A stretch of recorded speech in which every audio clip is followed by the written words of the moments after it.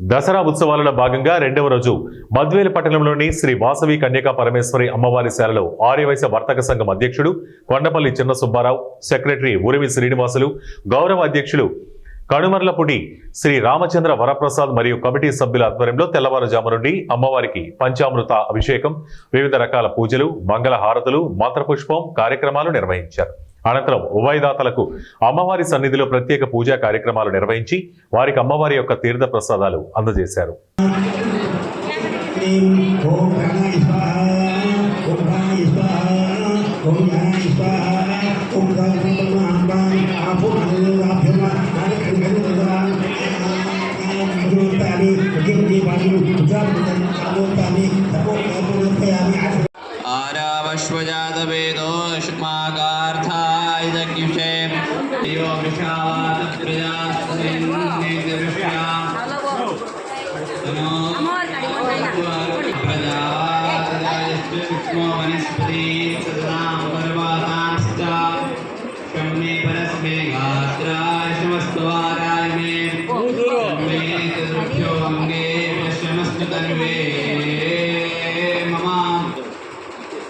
ఇచ్చిన కూడా